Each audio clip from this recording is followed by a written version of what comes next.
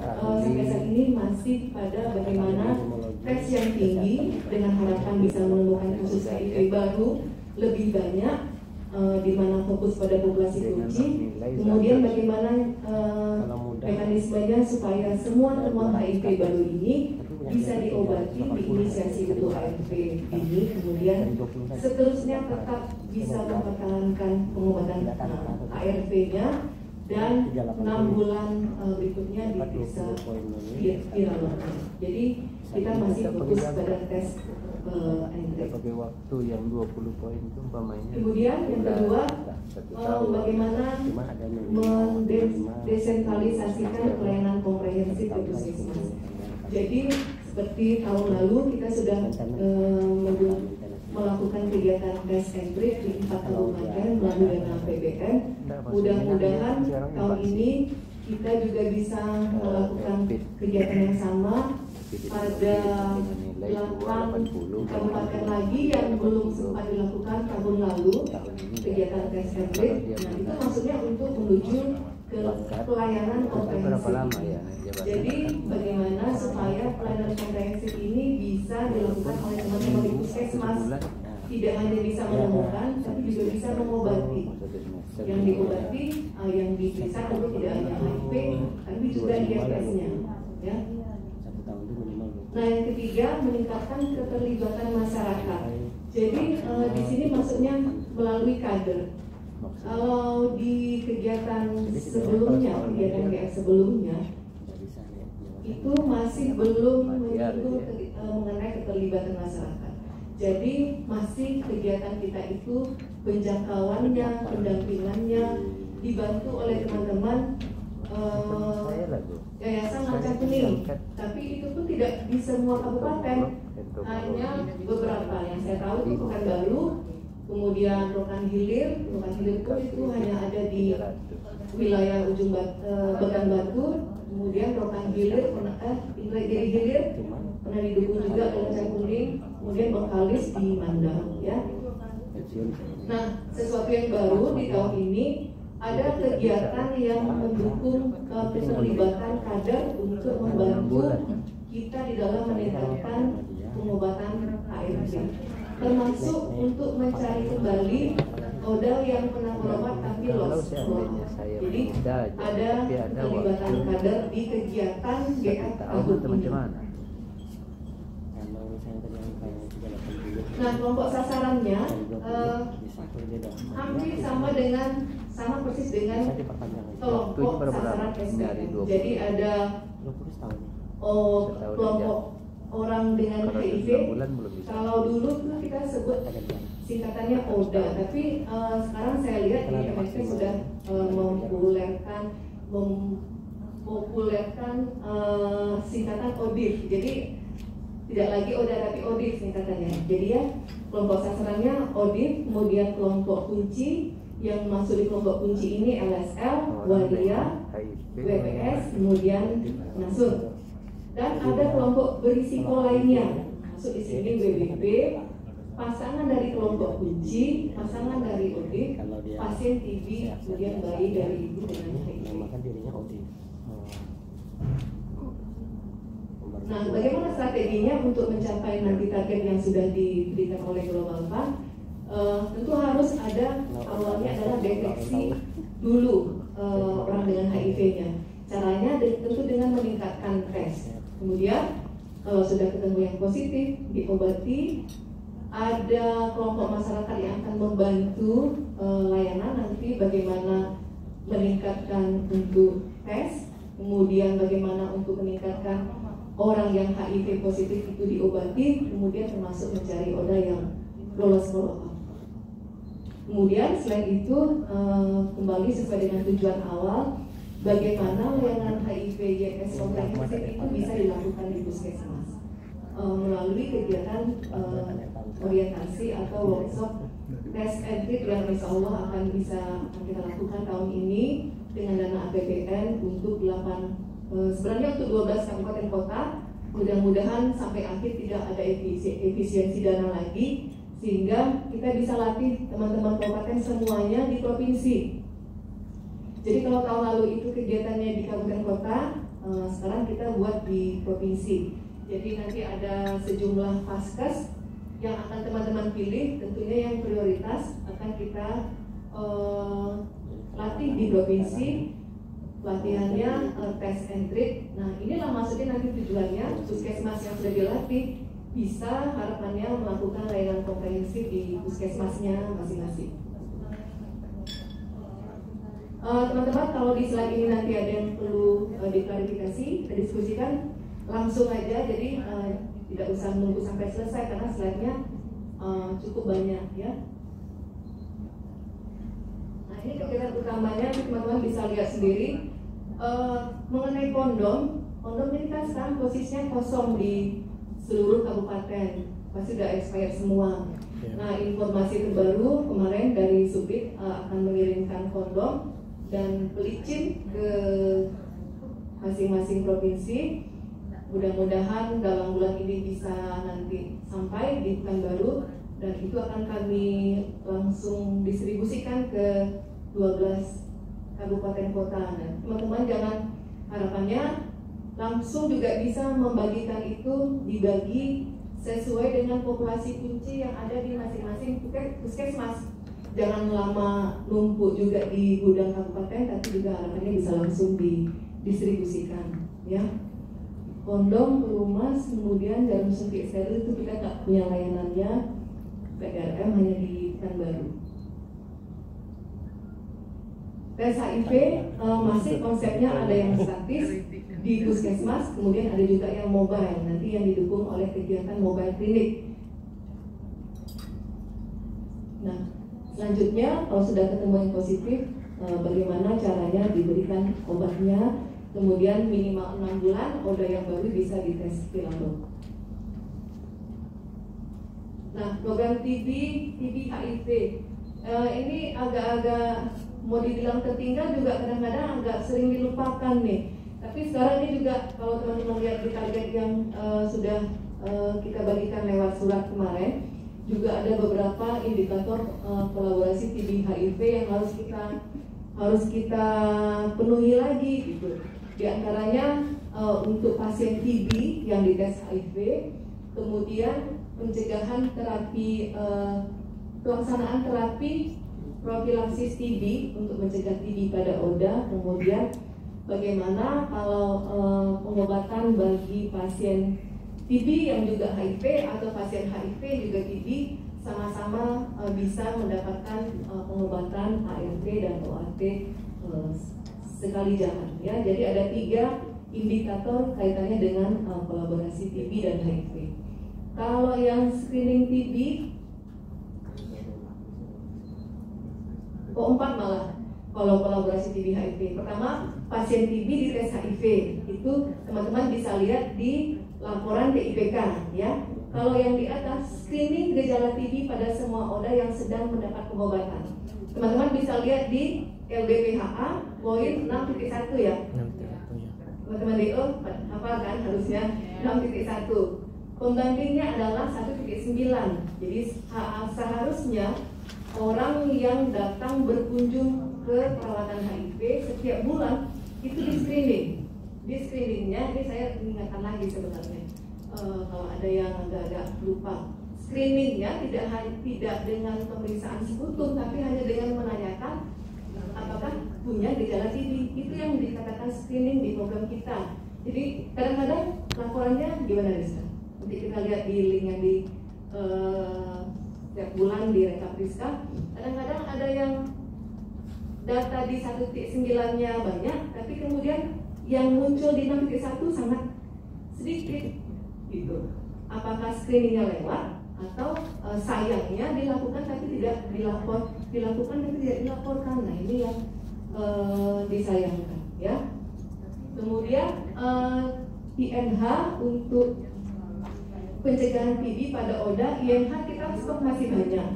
Tinggal lagi gimana kawan-kawan mendorong kawan-kawan di PDP untuk bisa lebih optimal menggunakan INH ini untuk pencegahan TB pada ODA yang memang belum punya menderita TB ya.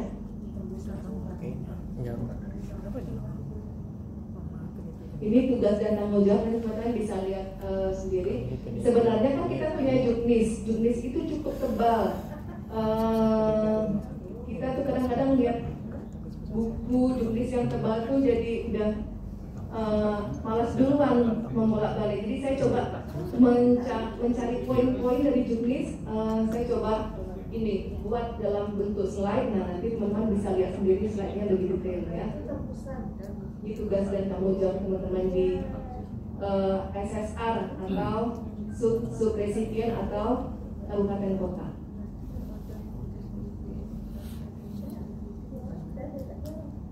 Nah, sekarang kita sampai pada level kabupaten. Sama halnya dengan beberapa tahun yang lalu, Subdit itu, pusat itu, Kemenkes itu juga mengkategorikan kabupaten kota yang didukungnya dalam 3 level. Ada level komprehensif, medium, dan basic, C, M, dan B.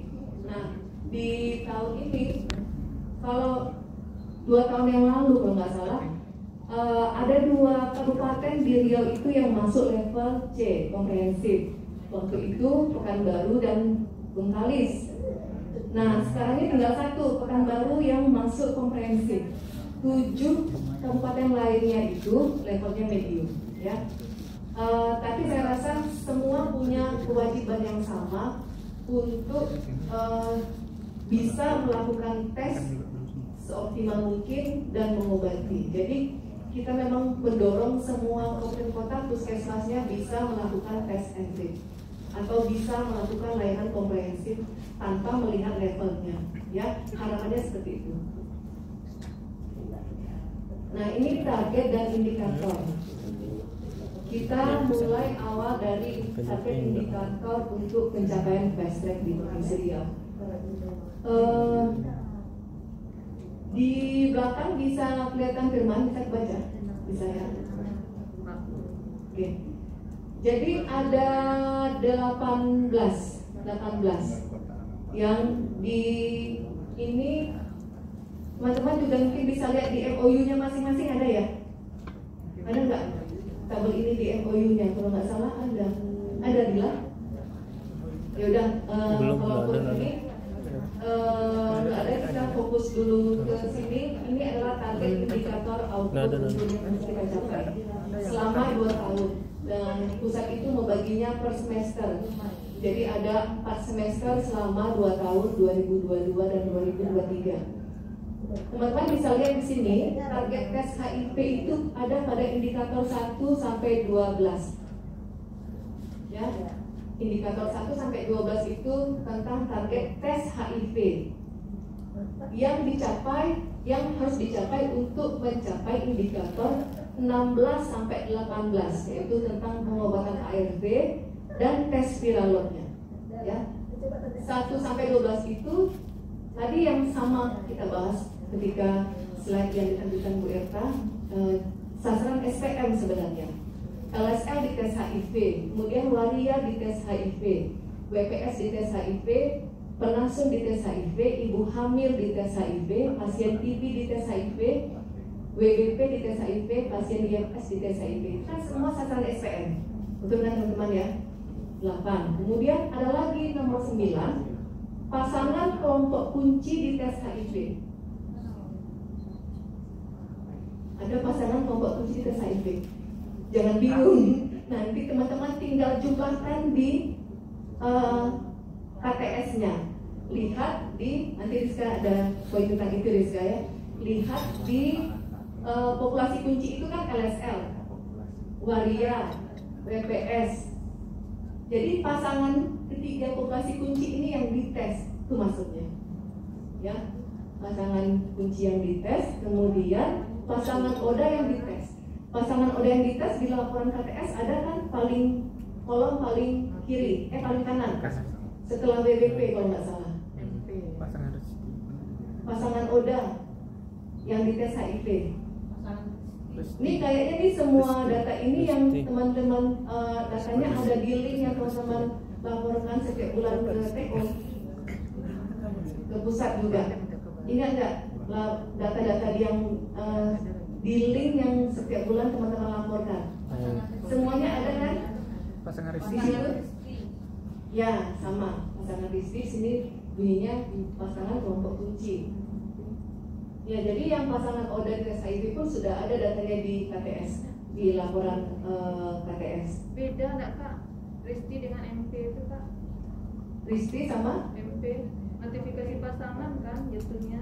Kalau pasangan Oda Notifikasi pasangan. pasangan Oda di tes HIV sama dengan notifikasi pasangan. iya, tapi kan Di laporan KTS ada kan kolomnya Masuk dalam apa? nggak masuk ke kelompok Rizky dan nggak Kak? pasangan Rizky sendiri. Pasangan Rizky itu nanti bisa coba buka linknya. Karena data ini semua ada di link kan? Data ini semua ada di link kan? Nanti lebih rincinya kita coba buka link yang teman-teman laporkan, teman-teman laporkan setiap bulan, supaya kita tahu posisinya untuk memperoleh data ini. Kita lihatnya dari poin mana atau baris mana atau kolom mana di laporan kita, gitu ya. Nah, kalau tesnya meningkat, harapannya bisa untuk mendorong peningkatan untuk pengobatan ARV dan tes viralnya.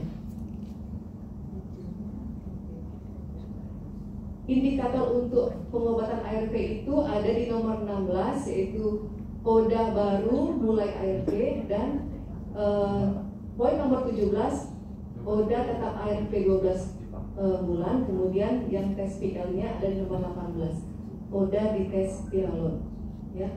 Jadi masih tetap cascade-nya adalah tes and treat. Oke, nanti kita lebih rincinya akan buka link aja di saya. Format Excel-nya boleh.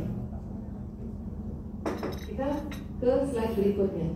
Nah, jadi ini adalah indikator dan target yang diberikan oleh SAT ke semua provinsi, termasuk kita. Target yang ada di sini sebenarnya given gitu dari pusat itu. Kita waktu itu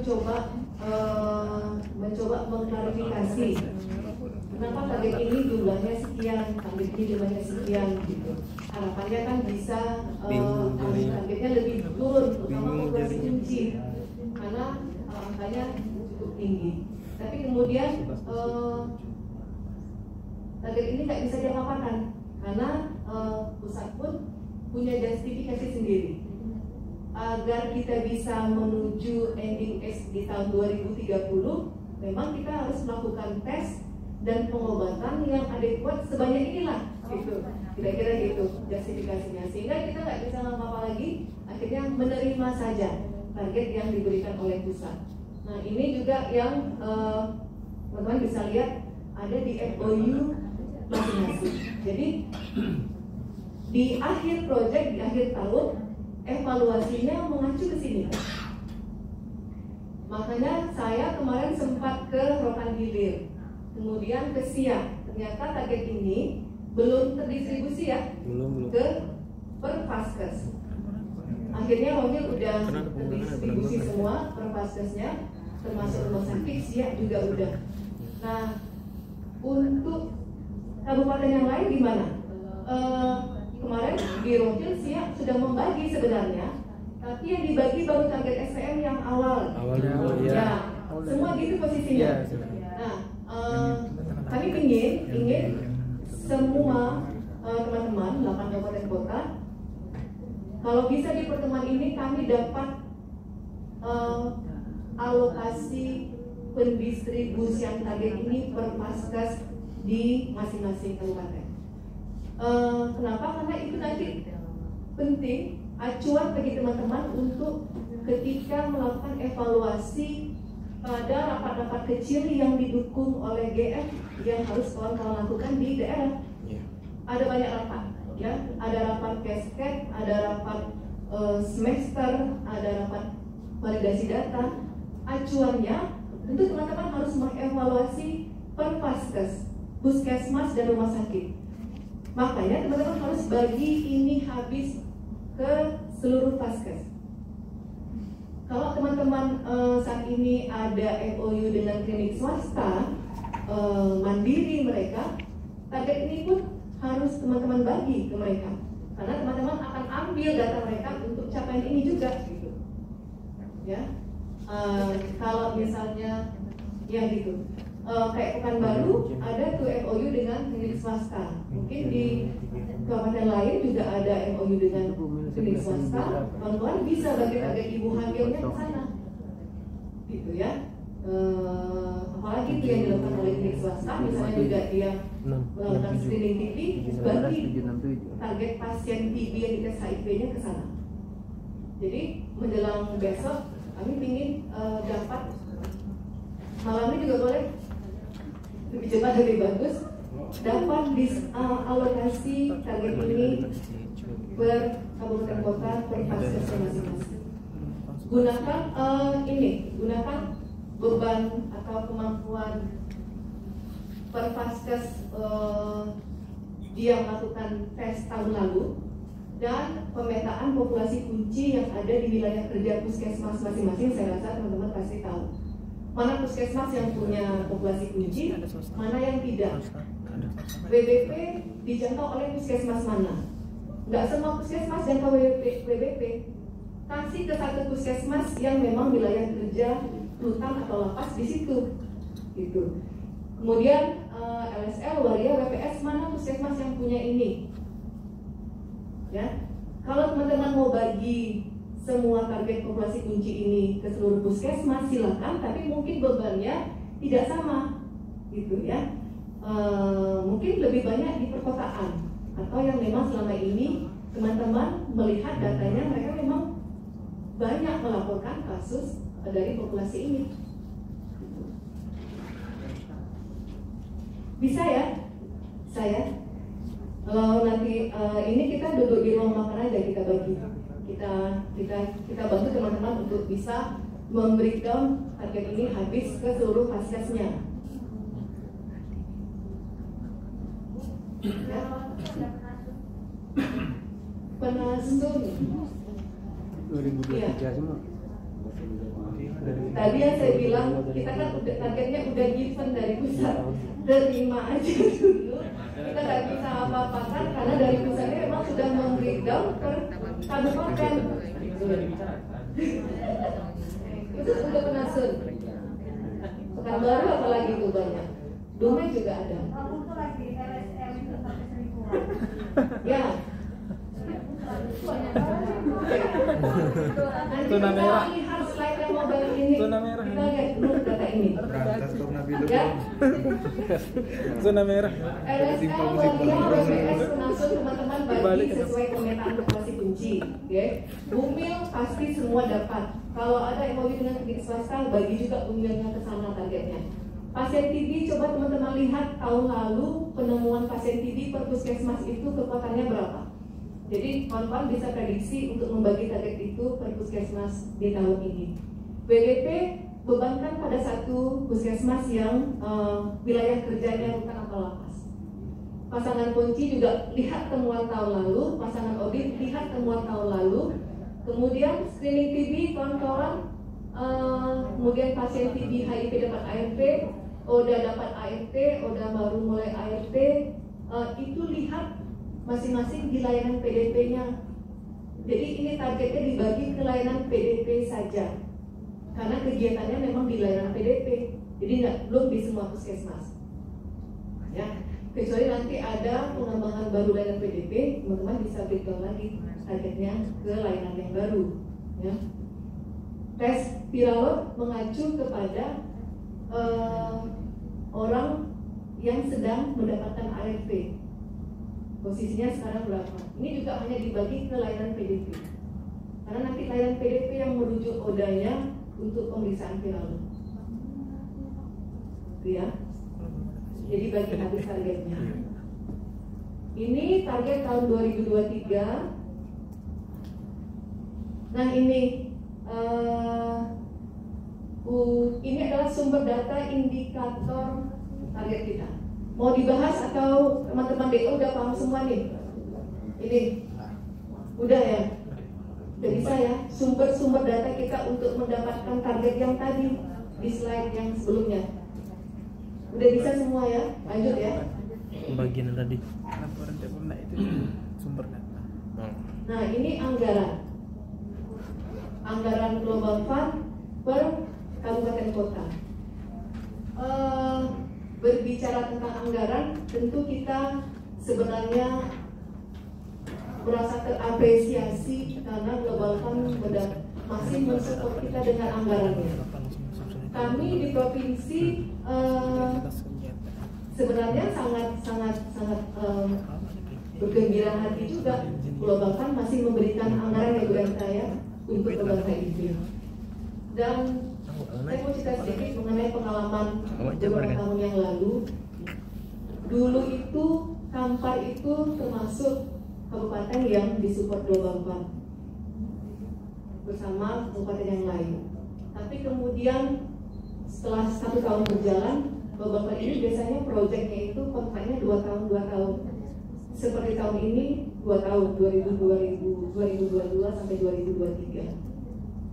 Saya ingat beberapa tahun yang lalu itu Kampar itu disupport Global Fund, kemudian setelah setahun berjalan kontraknya belum selesai, kemudian diputus karena ternyata setelah setahun berjalan tidak dukungan yang diberikan tidak berdampak untuk meningkatkan capaian program.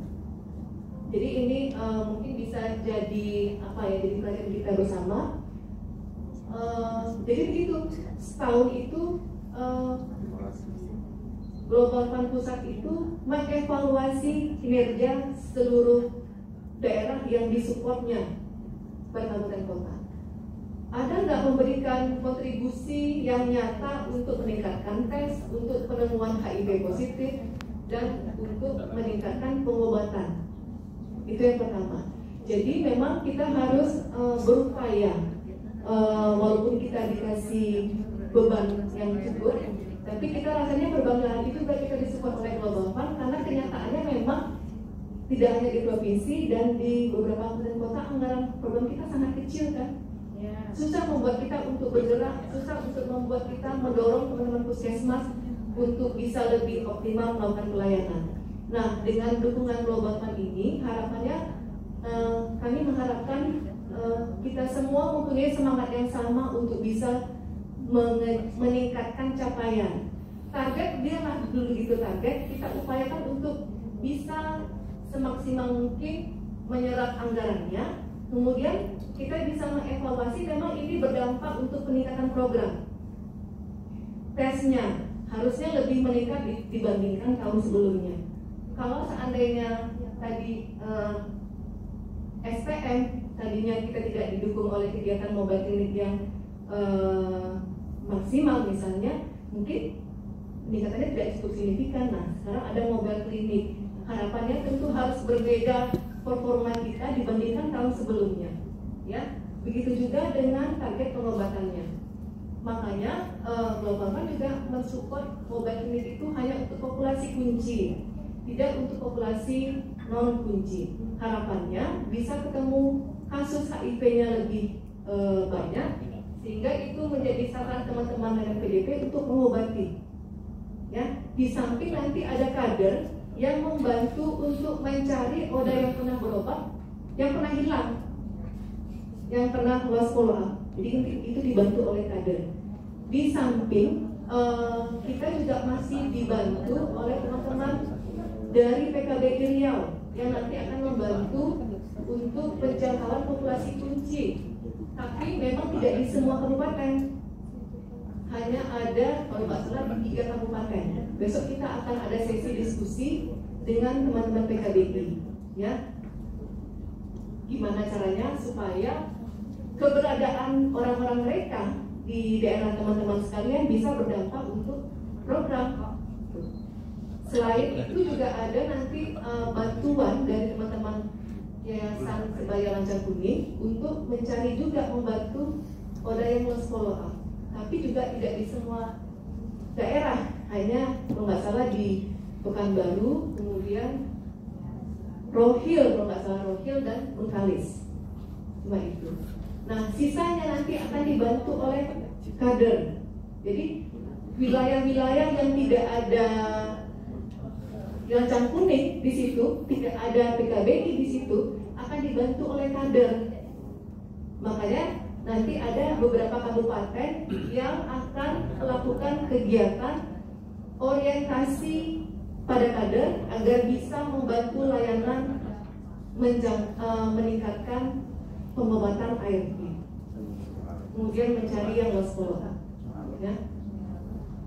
Jadi kami ingin kami di provinsi dan teman-teman sekalian di daerah punya semangat yang sama untuk bisa meningkatkan performa kita tahun ini dibandingkan tahun sebelumnya. Kalau dulu DO memang udah ada ya, tapi kan kita nggak punya kegiatan, ya, nggak punya kegiatan melombakan, hanya kegiatan rutinitas. Nah sekarang kita punya DO, kita punya kegiatan, jadi mari sama-sama kita laksanakan. Mudah-mudahan penyerapan dana optimal, tapi juga bisa berdampak pada program. Ya, jadi untuk anggaran ini juga kita berusaha penyerapannya baik, tapi harus sesuai dengan petunjuk teknisnya. Makanya kita bahas gunakan pertemuan ini untuk itu. Kalau kita lihat di sini, ini adalah dukungan GF untuk 8 kabupaten kota tahun 2022. Per kabupaten ada 8, masing-masing kawan bisa lihat tuh totalnya di tahun 2022. Bisa ya? Ini angkanya juga ada di MOU teman-teman sekalian. Bukan hilirnya. Program dulu. Bukan hilirnya 2 Bu di situ. Bukan hilirnya 2. Kan Ya, tuh salah satu kita. bukan dulu yang mana? Dapat 2. Dapat 2. Oh iya, bukan hilir kayaknya dapat 2. Rekan dulu itu nomor 8 itu, Kak. Nomor 8? Iya. Oke. Ada kok rekan dulu. Atau pilih yang mana mau orangnya? Ada yang gede ya. Yang gede ya. Mana yang gede? Salah, Bu. Tahun 2023 ini angkanya. Lumayan kan ya, lumayan lah. Oke, nanti dengan uang ini kegiatan yang kawan-kawan lakukan apa aja kita lihat di slide berikutnya. Nah ini rekap dukungan GF per kabupaten selama 2 tahun. Pekanbaru, Inhil, Bengkalis, Rokan Hilir, Dumai, Palawan, Siak, akan dilihat rekan dulu. Nomor 8 rekan dulu.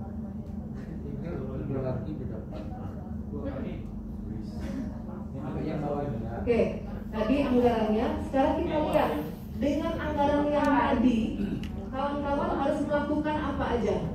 Ini rincian kegiatan di kabupaten kota dan dokumen pendukungnya.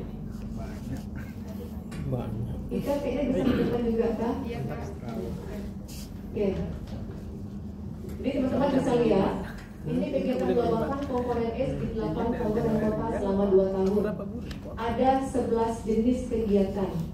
Teman-teman mungkin bisa lihat di work plan-nya, di MOU-nya ada BL itu budget line ya. Jadi itu jenis kegiatannya. Ya, 2.0. Kegiatan pertama dari BL7 Belajar lah 2.0. Office Running Cost Belajar 2.0. di kabupaten. Kegiatannya ada di kuartal 1 sampai dengan kuartal 8 tahun ini. Alokasinya ada di Dinkes, provinsi dan kabupaten. Di kabupaten itu 300.000 per bulan. Ya.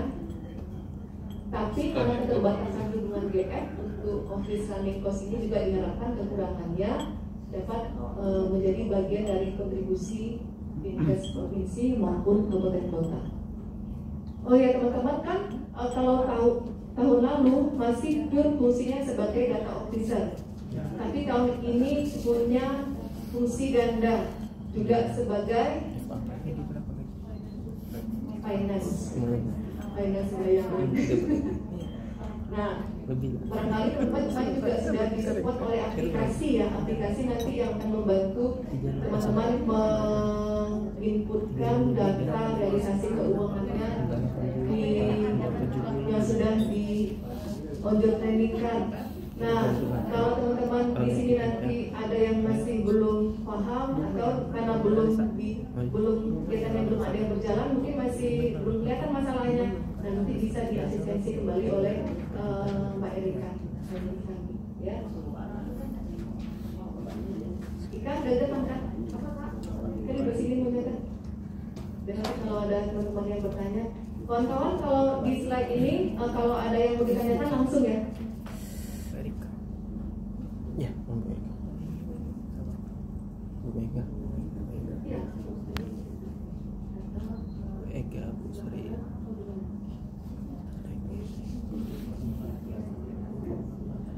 Nah, Teman-teman ada masalah tentang office running cost yang mau ditanyakan ada? Ya. Pas? Kegiatan rutin ya? Ya. Oke, lanjut.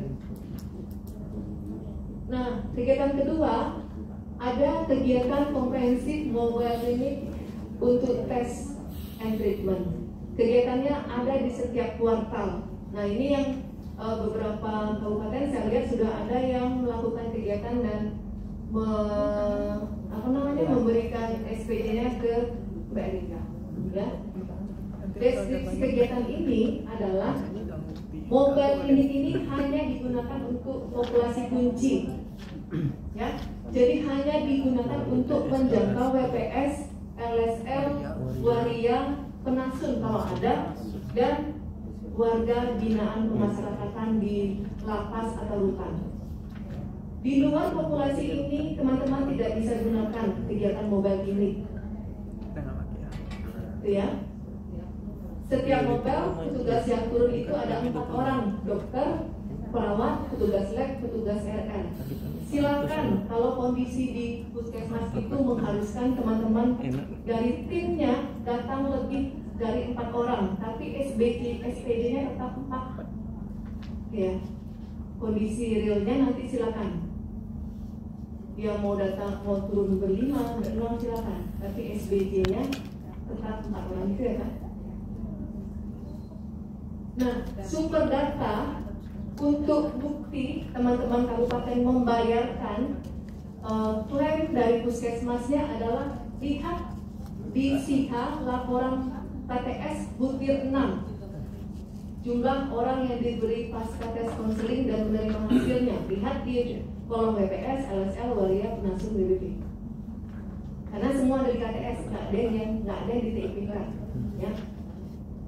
Prosedur klaimnya ada surat tugas tim yang turut, kemudian ada absensi tim yang turut, ada daftar peserta mobile yang dijangkau, populasi kuncinya, kwitansi atau daftar transportasi mobile, laporan kegiatan dan foto dokumentasi. Nanti teman-teman ambil aja slide-nya, ya. Silakan dilihat dulu. Nanti slide-nya semua bisa di-copy. Catatannya, ya, itu sudah jelas. Yang poin pertama hanya untuk populasi kunci. Kemudian yang kedua, teman-teman pastikan sebelum membayar kegiatan mobile, layanannya sudah mengentri semua populasi yang ditesnya di SIHA, muncul datanya di butir 6. Bisa nggak tuh? Saya pastikan dulu. Kalau teman-teman udah bayar, orangnya layanannya belum entry, baru ngentri baru lagi lab, kebayang nggak apa yang terjadi? Berat kerjanya, Bu. Lebih suruh mereka ngentri laporan. Iya, Bu. Susah. Nanti jadwal vaksinasi COVID jadi alasan. Iya. Betul nggak?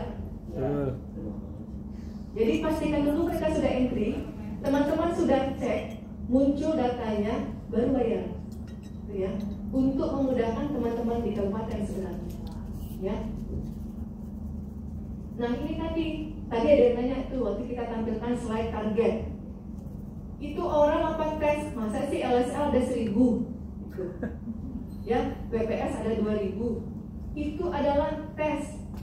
Teman-teman lihat di poin 3, populasi kunci WPS, waria, LSL dan penasun dapat dites ulang secara periodik minimal setiap 3 bulan selama aktivitas berisikonya tetap dilakukan dan status HIV-nya masih negatif. Dan setiap dijangkau, datanya tetap bisa di-entry di SIHA.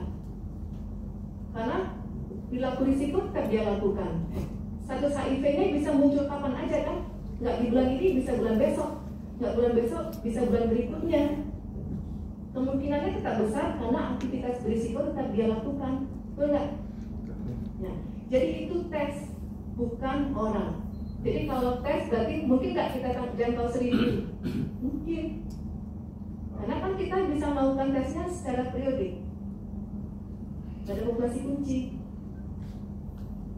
Ya, ada yang mau nanya? Nah, kita lihat yang kriteria berikutnya. Kriteria unit yang mendapatkan dana. Saya nggak ngarang-ngarang ya. Ini semuanya ada di Juknis. Saya cuma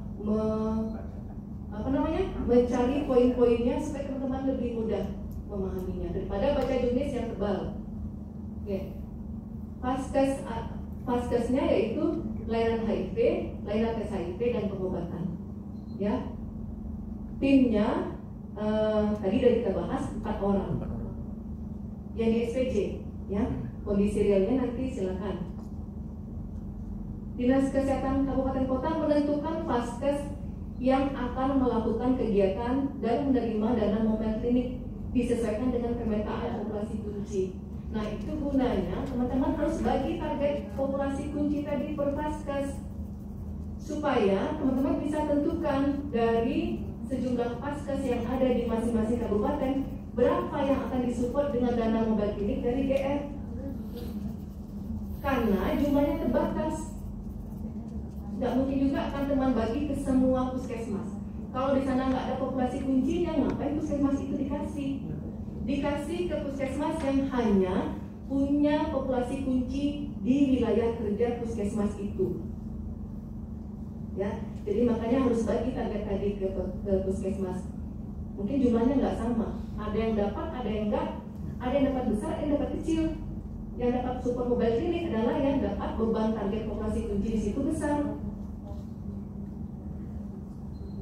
Jadi teman-teman bisa support hanya beberapa puskesmas setiap bulan, nggak harus bagi rata ke puskesmas yang lain. Gitu. Kalau seandainya ada rumah sakit yang juga bisa turun mobile, juga bisa dapat, nggak harus puskesmas. Di Siak ya tadi Eko ya katanya mereka puskesmas rumah sakit juga turun kan, bisa dapat. Tapi juga harus dibebankan target populasi kuncinya di situ. Ya.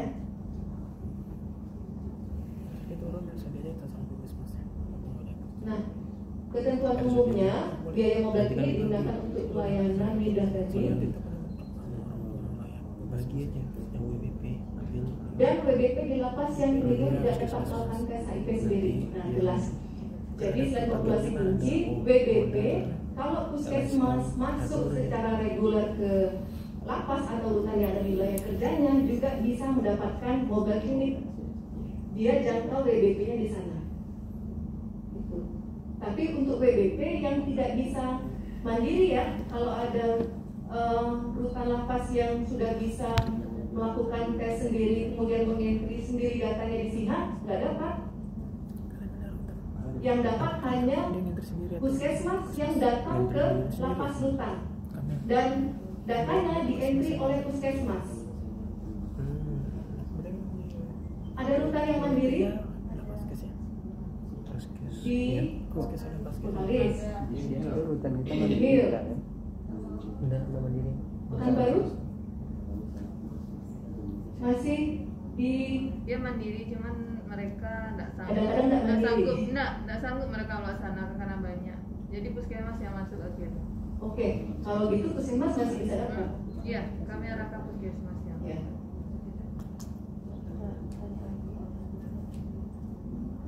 Kayaknya jelas ya kawan-kawan ya untuk obat klinik ya. Oke, kita lanjut. Ketentuan pendanaan, nah mobile klinik ini dilaksanakan 5 kali per bulan, jadi ada 15 kali per triwulan per kabupaten. Untuk setiap kali mobile, unit costnya transport lokal per orang, jadi ada 150.000 per orang per kali.